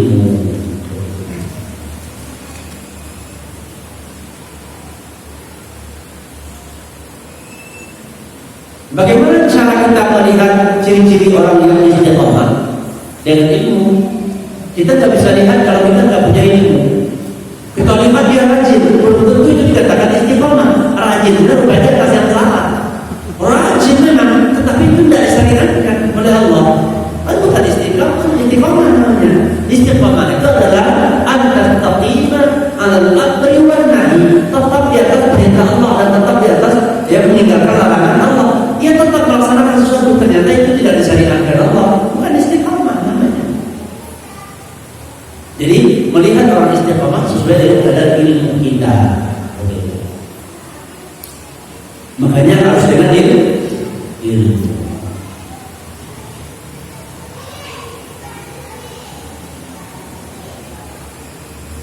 Penyimpangan orang-orang Yahudi, mereka itu banyak ilmunya, tapi berdusta. Itu orang Yahudi, dia banyak mengabaikan amal, dia tahu yang haram dilanggar, yang wajib ditinggal, mereka tahu. Itu Yahudi. Kemudian penyimpangan orang Nasrani disebutkan mereka itu banyak beribadah, semangat beribadahnya tinggi, tapi tidak didasari dengan ilmu. Jadi semangat ibadah nampaknya kan seperti istiqomah, tapi kalau tidak dilandasi dengan ilmu, ternyata yang dilaksanakan bukan disyariatkan oleh Allah, maka tidak dikatakan istiqomah. Karena istiqomah itulah teguh di atas kebenaran. Begitu ya.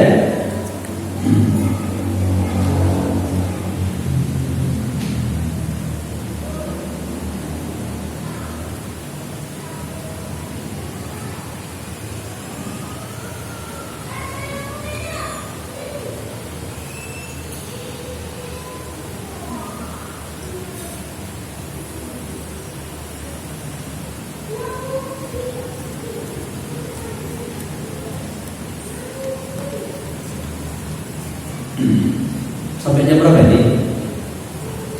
Hah? Sampai?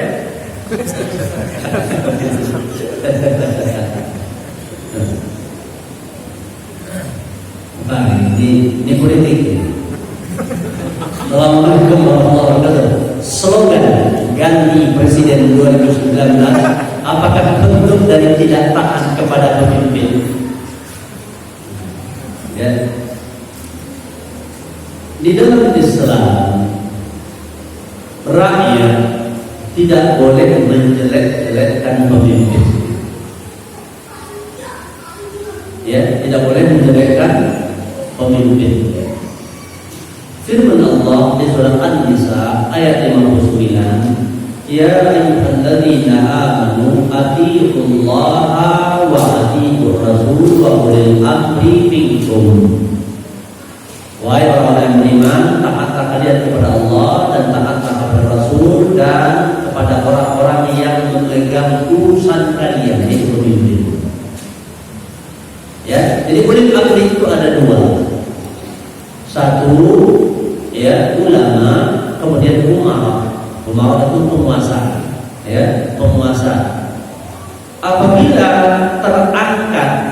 menjadi penguasa di tengah-tengah kaum muslimin, seorang muslim maka wajib bagi rakyatnya untuk mematuhinya. Birran kana aw fajiran, apakah dia orang saleh atau dia ahli maksiat, selama dia masih salat, selama masih muslim, maka wajib bagi rakyat yaitu mematuhinya dalam hal-hal yang tidak bertentangan dengan agama. Selama dia tidak memerintahkan untuk bermaksiat kepada Allah, wajib dipatuhi. Jika dia memerintahkan yang maksiat kepada Allah, tidak dipatuhi, namun tidak boleh dilawan atau kita keluar daripada kekuasaannya. Ya, apalagi menentangnya, tidak boleh. Ad-dinun nasihat, agama itu nasihat. Termasuk diantaranya adalah terhadap pemimpin, di a'immatil muslimin, terhadap imam-imam pemimpin kaum muslimin. Agama itu adalah nasihat. Sebagaimana kata Nabi, man ra'a minkum munkaran falyughayyirhu bi yadihi, fa in lam yastati' fa bi lisanihi, wa in lam yastati' fa bi qalbihi, wa dzalika adhaful iman.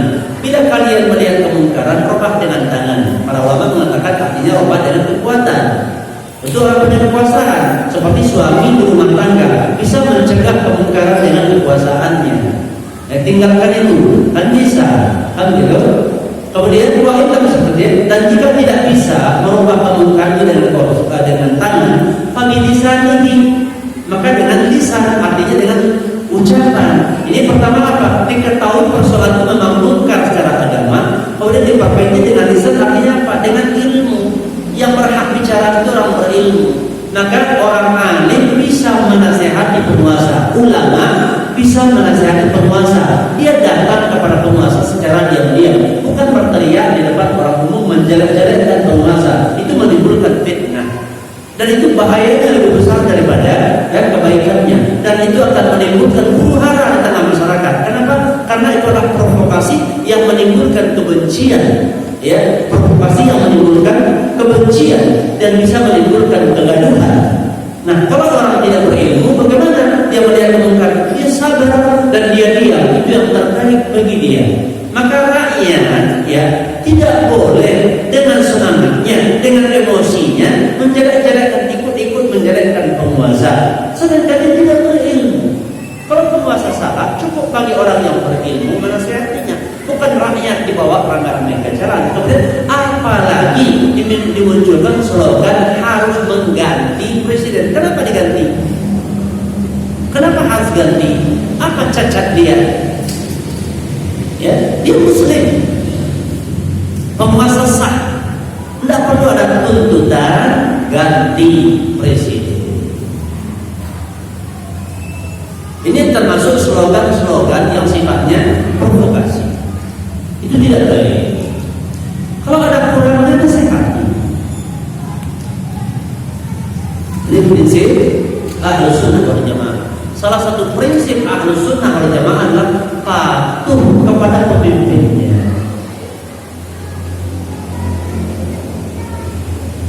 Dalam batas-batas yang tidak bertentangan dengan syariat Islam. Dan kemudian tidak khuru daripada pemimpin, artinya tidak keluar dari kekuasaan pemimpinnya, apalagi kemudian menghalalkan, yaitu untuk memerangi atau untuk menjatuhkan penguasa. Ini tidak disyariatkan. Makanya kalau makin banyak Ahlus Sunnah dalam negeri, semakin nyaman, semakin teduh negeri. Kenapa? Sebetulnya Ahlus Sunnah nggak mau berontak-berontak, demo-demo itu nggak mau. Nggak mau. Kenapa? Itu nggak dibolehkan. Doa yang baik untuk pemimpin. Imam Ahmad ketika dipenjara, Imam Ahmad ketika dipenjara, ketika itu kan penguasa terpengaruh dengan paham Jahmiyah yang mengatakan Al-Quran makhluk. Kemudian diperintahkan orang untuk meyakini Al-Quran makhluk. Sampai-sampai Imam Ahmad masuk penjara. Kemudian pengikut beliau minta izin kepada beliau untuk melawan. Kenapa? Karena untuk menegakkan kebenaran. Kata beliau apa? Andai kata aku punya suatu doa yang mustajab, niscaya akan kudoakan untuk mendoakan kebaikan bagaikan pemimpin penguasa. Pada beliau berjaga. Ya, jadi makanya dakwah Islam bukan dakwah yang mengajak timbulnya huru-hara di tengah-tengah kaum muslimin. Tidak boleh atas nama dakwah kemudian kita menimbulkan perpecahan di tengah-tengah kaum muslimin. Justru seruan seperti itulah yang menimbulkan perpecahan. Ahlussunnah makanya membawa orang untuk beribadah kepada Allah, taat kepada Allah, taat kepada Rasul, bahkan diajak taat kepada pemimpin kita yang ada. Patuhi perintahnya yang benar, ya, nasihati kekeliruannya jika bagi orang-orang yang berkeliru. Sabar bagi orang-orang yang kurang ilmu, yang tidak mampu menasihati, itu sabar. Pegang teguh kebenaran, itu saja.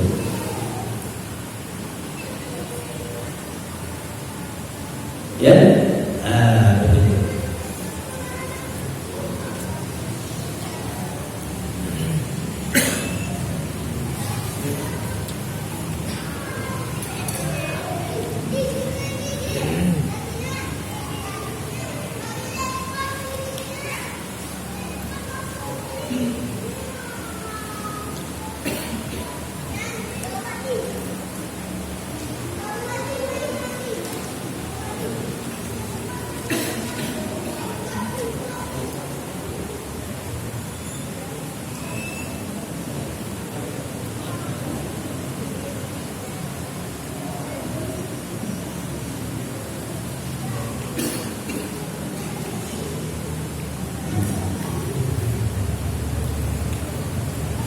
Bagaimana sikap Anda terhadap teman yang sudah mengenal sunnah tetapi masih suka menggibahi orang lain dan tidak bisa menjaga pandangan saat melihat akhwat?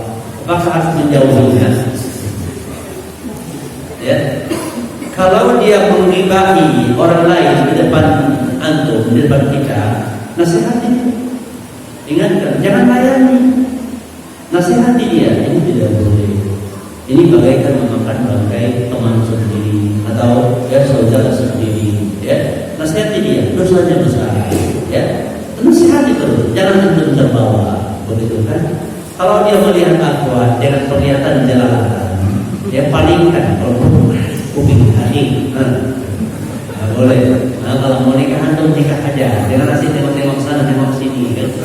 Nasihati dia dengan baik, ya. Ya, kalau umpamanya tidak membahayakan kepada kita, nggak usah dijauhi. Sabar menuntun dia. Mungkin dia cinta kebenaran, dia cinta kebaikan, tapi terkadang godaan syaitan begitu kuat. Ya, bantu dia, bantu teman itu, ya, agar kita bisa menjadi. Karena dia sudah berusaha, kan? Dia sudah berusaha, ikut dia ngaji, dia belajar sunnah, mulai dia beribadah dengan baik, tapi masih ada sisa-sisa budaya lama, kebiasaan lama yang mungkin kurang terpuji. Maka sabarlah untuk membawanya. Ya, mudah-mudahan Allah memberikan balasan yang berlipat ganda kepada antum yang sabar di dalam menuntutnya. Ya, jangan jauh dia, kasihan. Ya, tuntut dia dengan baik. Ya, sabar, tidak apa-apa.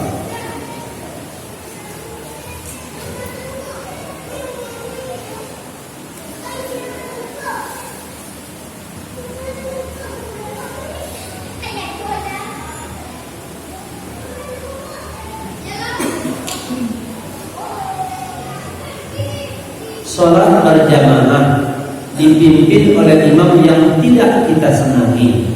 Apakah kita sebagai makmum terus mengikutinya atau meninggalkannya? Ada pendapat kita masuk di dalam shaf, kita ikuti gerakannya, tapi niatnya sholat sendiri. Apakah itu benar? Adakah dalilnya dan sebaiknya gimana? Ya, sebaliknya kalau kita sholat berjamaah, ya, dengan imam yang tidak disenangi, pertama kita lihat dulu apa yang tak disenangi. Apa yang tak disenangi? Kalau yang tak disenangi kita pinjam duit, dia nggak mau ngasih pinjaman, terus nggak senang sama dia, terus kita tidak mau sholat sama dia, itu nggak kurang. Ini mengkurang apa? Kenapa? Masa aku pinjam duit nggak dikasih? Gitu kan? Nah, itu salah, kita yang salah paham. Kita marah sama dia, nggak senang sama dia, salah kita. Ya. Jadi pertama apa aja yang nggak disenangi? Begitu ya kan. Kalau umpamanya dia ada kesalahannya, begitu ya, dia ada penyimpangannya, selama hal itu sholatnya sah, maka kita tetap sah sholat bersamanya. Bahkan Ibnu Taimiyah menyebutkan bahwasanya dalam kitabnya Majmu' Fatawa, barang siapa yang meninggalkan sholat berjamaah di masjid dengan imam dengan alasan beda pendapat atau beda mazhab, kemudian dia tinggalkan sholat di situ, dia sholat sendirian, maka orang dialah yang sebetulnya ahli bid'ah. Dia alasannya itu tidak sunnah sholat itu, dia sholat sendirian di rumah, malah dia dikatakan ahli bid'ah. Kenapa? Dia membuat hukum meninggalkan sholat berjamaah dan kemudian sholat sendiri tanpa dalil syar'i yang dia disebutkan itulah hakiki tegaknya sunnah. Itu salah. Ya, itu malah tidak benar, begitu. Ya, jadi tetap sholat berjamaah dan kemudian juga tidak benar kalau kita bersama imam tapi niatnya sholat sendirian. Tidak, ya, tetap sholat berjamaah sah. Berjamaah di dunia, ya, niatnya bersama imam, karena sholat bersama sholat berjamaah itu pahalanya 27 derajat atau 27 kali lipat dibanding sholat sendirian. Ya, jadi tidak mengapa sholat dengannya. Ya, makanya dilihat apa yang tak kita senangi dari dunia. Kecuali dia mempunyai akidah yang menjadikan dia keluar dari Islam. Itu pun harus dengan menegakkan hujah, memberikan nasihat.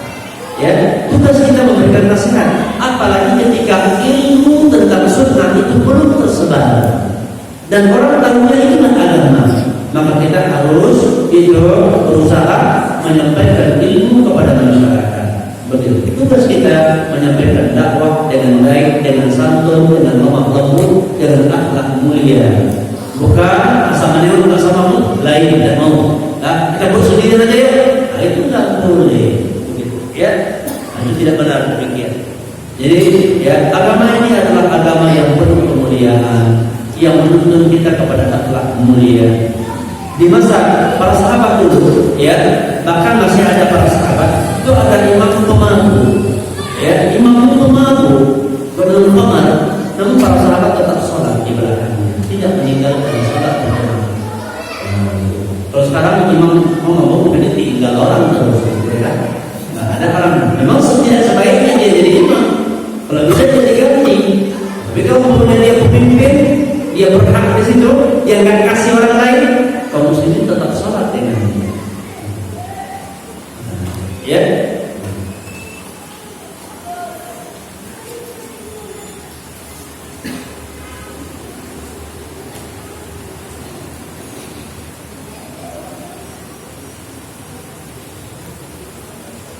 Ya. Ustaz, kami ingin bertanya bagaimana caranya supaya khusyuk dalam melaksanakan sholat. Karena dalam sholat selalu ingat apa yang diinginkan. Padahal di luar sholat kita tidak ingat apa-apa. Ini memang pengalaman ini, pengalaman semua kita ini. Ya kan? Gangguan kekhusyukan di dalam sholat itu ada bagi siapapun. Ya, ada. Hanya kita tidak membiarkannya berterusan. Nah, di antara cara-cara supaya kita bisa khusyuk, membantu kita untuk khusyuk, di antaranya adalah kita paham bacaan sholat yang kita baca. Nah, berusaha ya, jadi untuk memahami semua bacaan sholat itu kita paham maknanya. Kalau kita nggak paham, itu lebih mudah untuk lepas daripada khusyuk. Ya, makanya begitu mulai sholat, mulailah teringat macam-macam. Ya kan? Nah, tapi kalau mempunyai kita perhatian kita kepada bacaan kita lebih membantu, walaupun terkadang tetap saja datang dan berkhusyuk sebagai manusia itu baca, ya. Namun agar tidak diperturutkan, ya. Ingat kepada yang lain, terus diperturutkan itu nggak boleh. Nanti dilawat dan kita kembali kepada sholatnya. Ya, berusaha semaksimal mungkin untuk bisa mendapatkan khusyuk. Di antaranya dijaga bagaimana kaifiyah yang benar, kemudian jaga niat yang lurus, dan kemudian bacaan sholat itu ya benar-benar kita kuasai supaya membantu kita untuk khusyuk. Ya, Bapak Ibu sekalian yang dimuliakan Allah, demikianlah pelajaran kita, mudah-mudahan memberikan manfaat kepada kita seluruhnya, baik saya maupun bapak-bapak dan ibu-ibu sekalian. Apa-apa yang benar di dalam penyampaian ini itu merupakan karunia dari Allah Subhanahu wa taala dan pemberian Allah kepada kita semua.